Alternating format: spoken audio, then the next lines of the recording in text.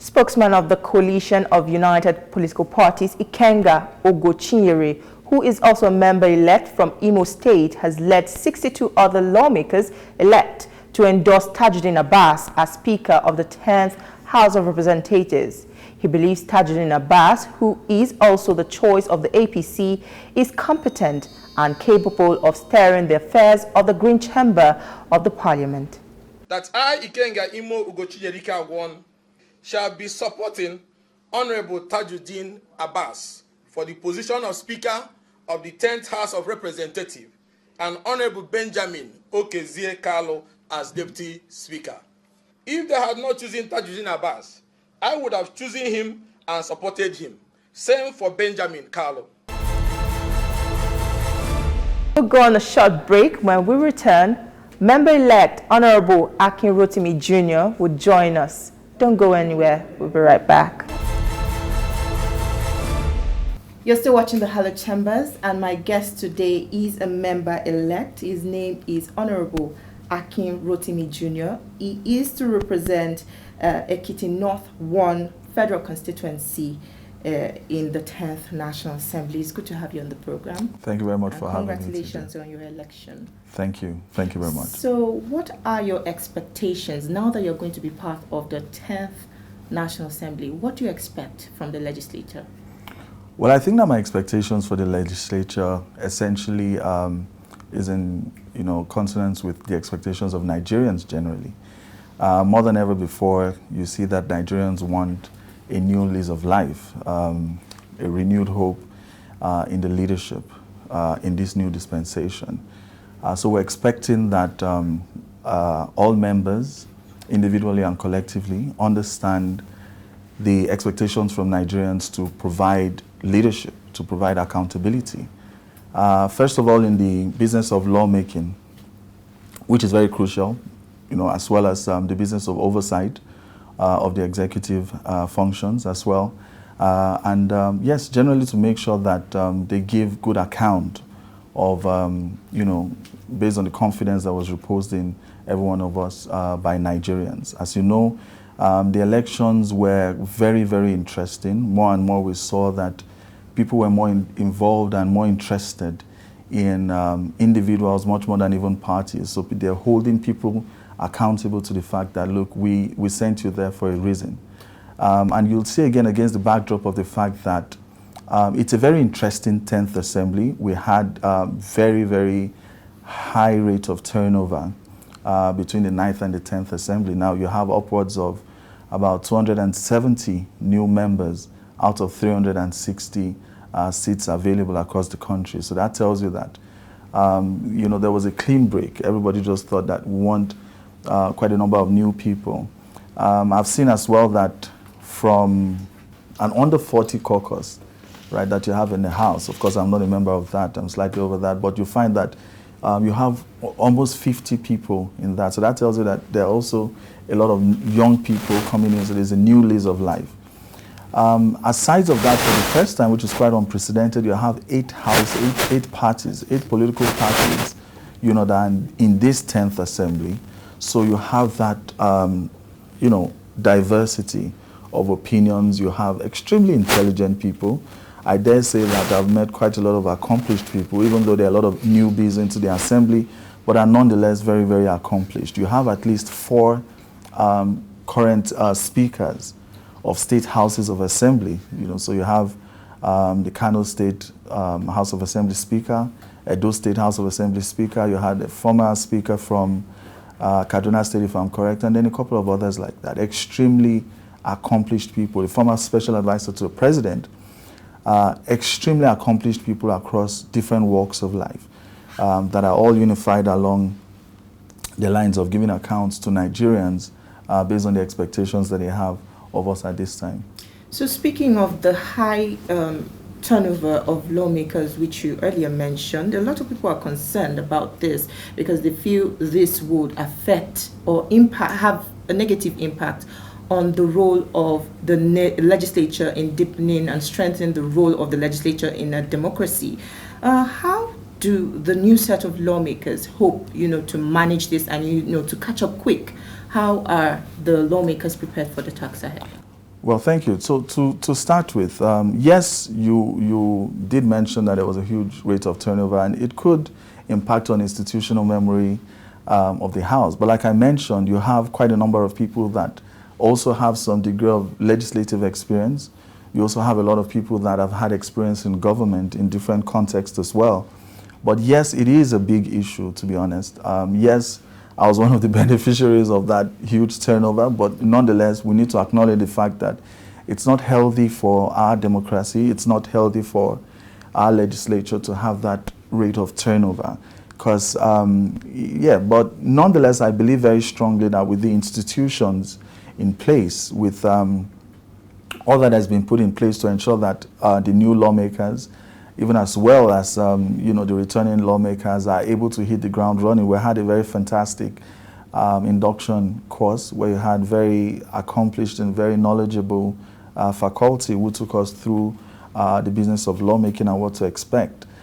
So I don't have any doubt at all in my mind that this 10th Assembly, yes, would hit the ground running, you know, and be able to get on with the business of lawmaking very speedily. We have our eyes on the targets, very clear. I've had the time, the opportunity to speak with a lot of, you know, my incoming colleagues, as it were, you know, across the country, and you see that passion, you see that focus, that determination that everybody wants to come and make a difference. So I'm sure working together, I don't think that the 10th Assembly is going to disappoint Nigerians at all. Let's come to the burning issue, which is who is going to be the leader of the 10th House of Representatives. It has generated a lot of, you know, talks here and there.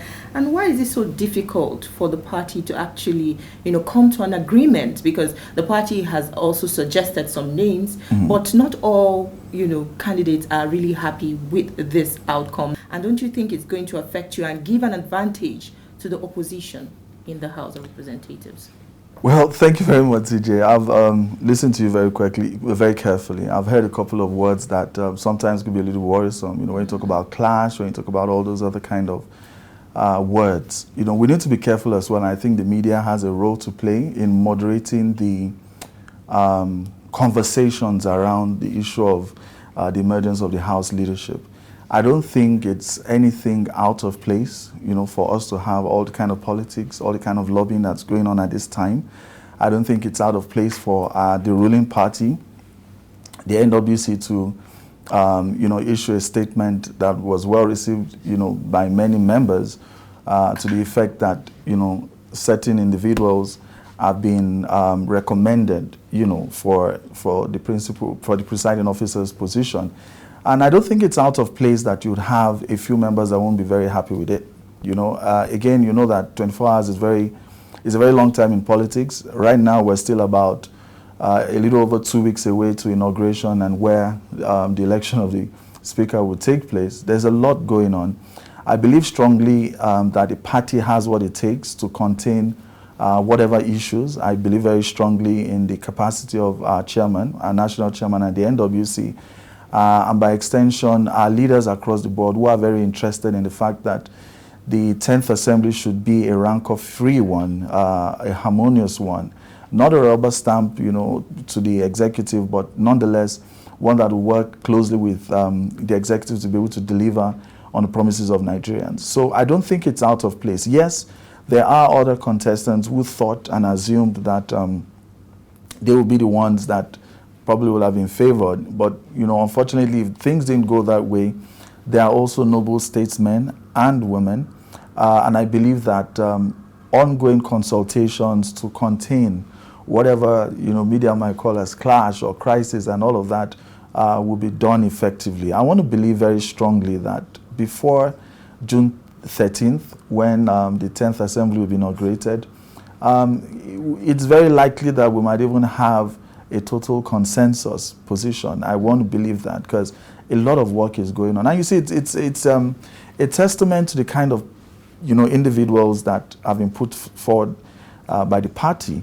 Of course, you know, on the sides of the Senate, you know, Senator Akpabio and Senator Jibrin Barau, but I won't speak very much of that. For me, what is of concern is Honourable Tajuddin Abbas and Honourable Kalu that have been, put forth as, speaker and deputy speaker for the speaker and deputy speaker position. And so they are very interesting individuals, very knowledgeable, intellectuals. But aside of that is the personality that they have. That is what has endeared them to very many of us.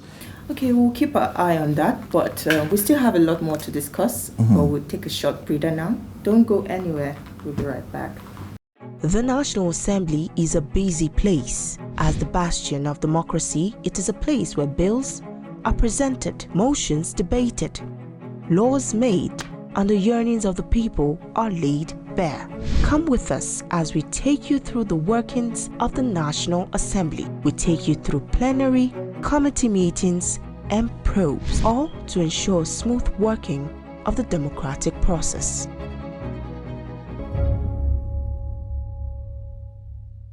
Have you back for joining us. We have been speaking to a member-elect in the House of Representatives. His name is Honourable Akin Rotimi Jr. He is going to be representing the great people of Ekiti North 1 Federal Constituency of Ekiti State in the National Assembly. Thank you for staying with us. Thank you very much, TJ.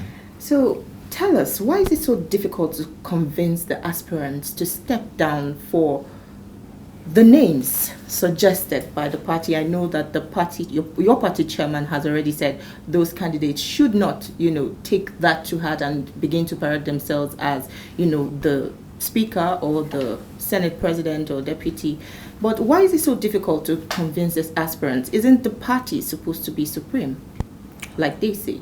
Right. So thank you very much. So to start with, our very, well-respected national chairman, himself a parliamentarian of repute, being in the upper chamber in the Senate, also knows that the process of producing, the presiding officers, and it rests entirely, on the members, right? As at best, they can be guided by what it is that the party has said. So yes, in his wisdom, he did mention that yes, okay, you have the party's endorsement and all of that, but nonetheless, you still have to go out and do your work.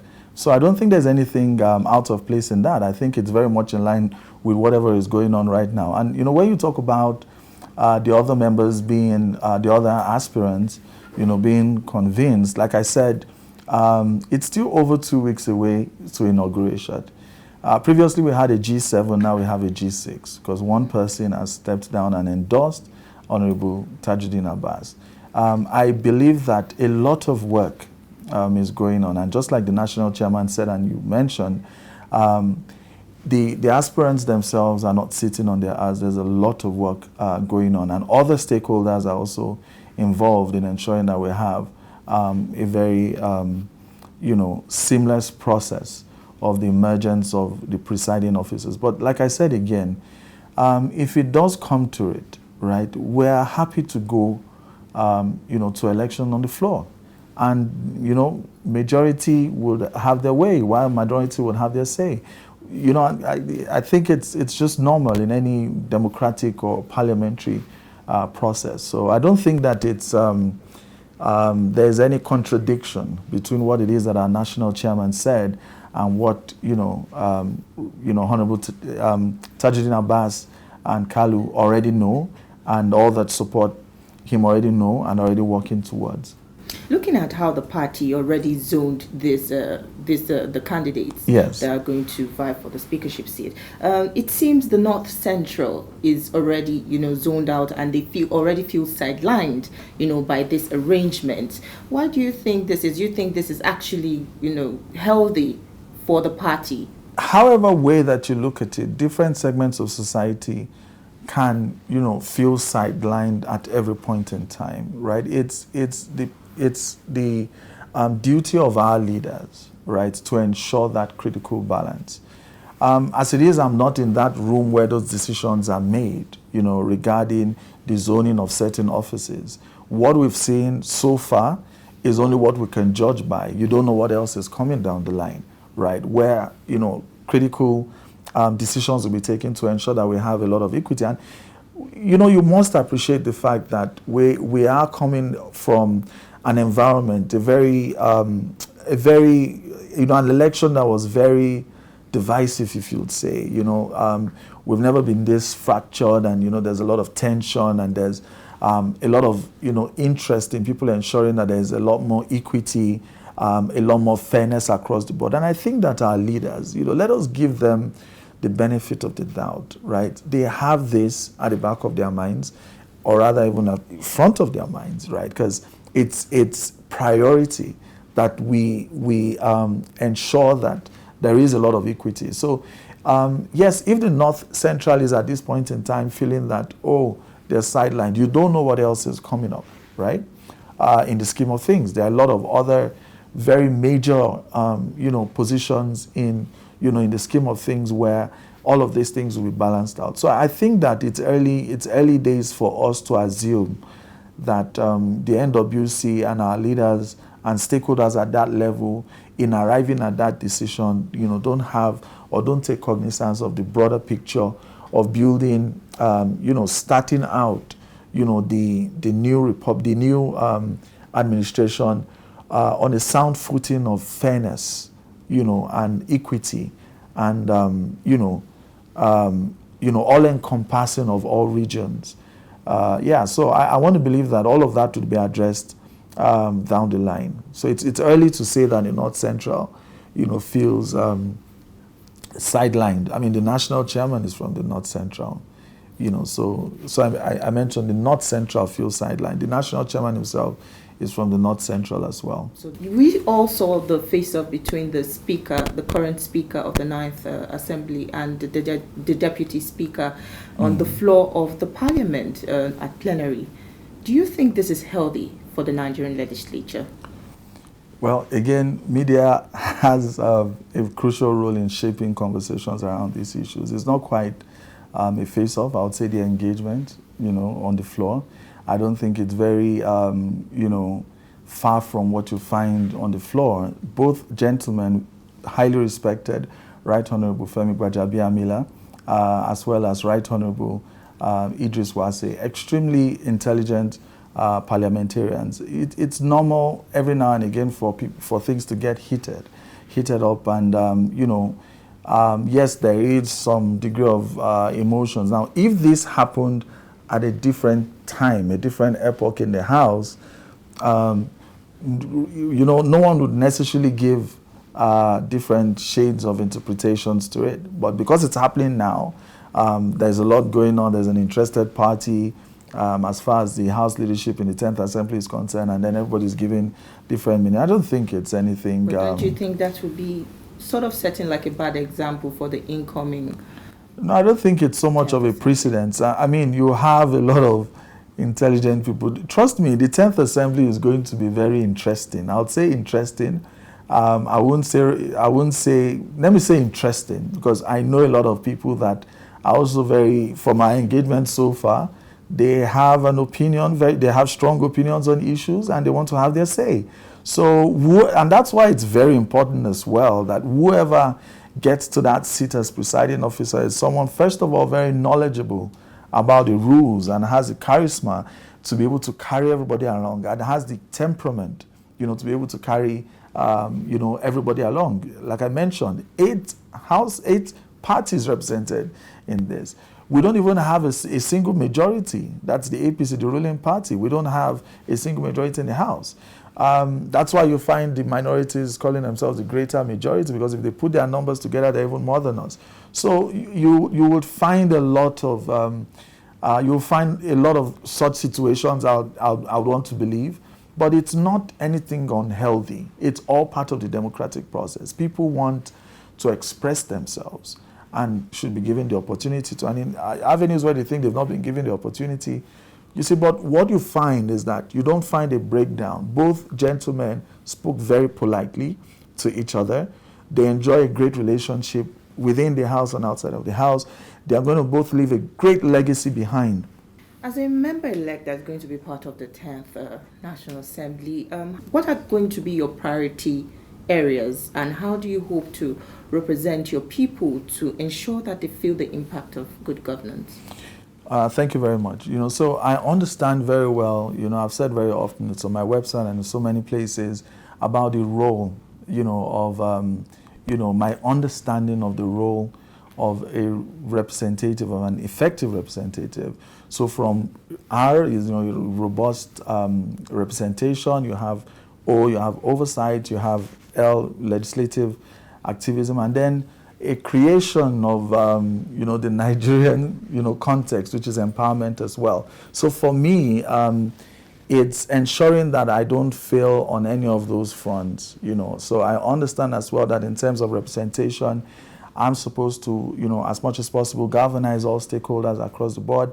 And that's why you see that it's unprecedented. No one is doing what I'm doing at this point in time to, engage stakeholders across the grassroots to be able to harmonize a development agenda, for the constituency. That has been ongoing for a while.